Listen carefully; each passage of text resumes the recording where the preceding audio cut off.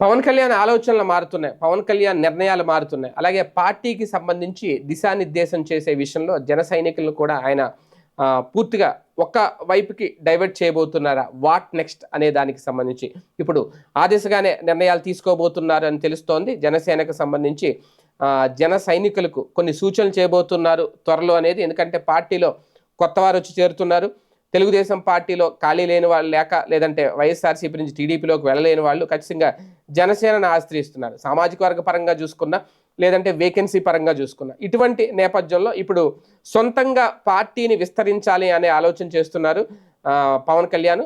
అయితే దీనికి ఇంకా సమయం ఉంది, 4 ఏళ్ళ సమయం ఉంది. ఈ 4 ఏళ్ళ సమయాన్ని కనుక జాగ్రత్తగా ఉపయోగించుకుంటే ఖచ్చితంగా జనసేన గతంతో పోల్చుకుంటే బలపడే అవకాశం ఉంటుంది. ఎందుకంటే 2029లోనే షెడ్యూల్ ప్రకారమే ఎన్నికలు జరిగే అవకాశం ఉంది కాబట్టి ఖచ్చితంగా 4 ఏళ్ళ టైం ఉంది.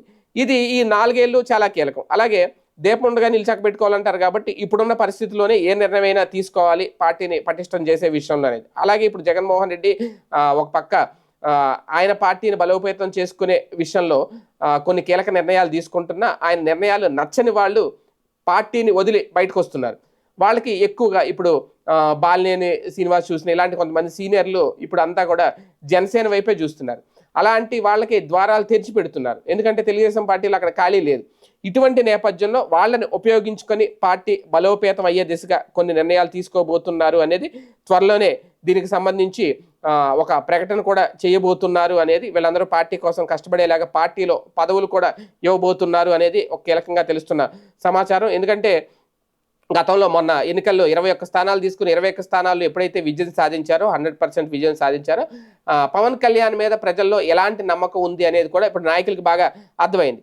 ఈ నేపథ్యంలో ఈసారి అసెంబ్లీ నియోజకవర్గాల పునర్విభజన కూడా జరగబోతుంది కాబట్టి గతం కంటే ఎక్కువ స్థానాలే తమకు వస్తాయి అని ఇండైరెక్ట్గానే చెప్తున్నారట నాయకులకి పవన్ కళ్యాణ్. ఆ నేపథ్యంలోనే చాలామంది ఇటు వస్తున్నారు, జనసేన వైపు వస్తున్నారు అనేది. ఎందుకంటే 2029 నాటికి 220 స్థానాలు అవుతాయి.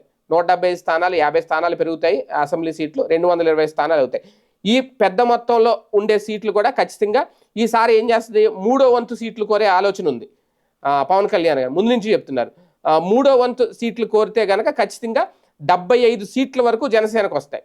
ఇప్పటికే 21 సీట్లలో ఎమ్మెల్యే బలం ఉంది కాబట్టి ఈ 75 సీట్లలో అభ్యర్థులను పెట్టాలి అంటే బలమైన నియోజకవర్గాల్లో బలమైన నాయకుల మీద ఇప్పటి నుంచే ఫోకస్ పెట్టాలి.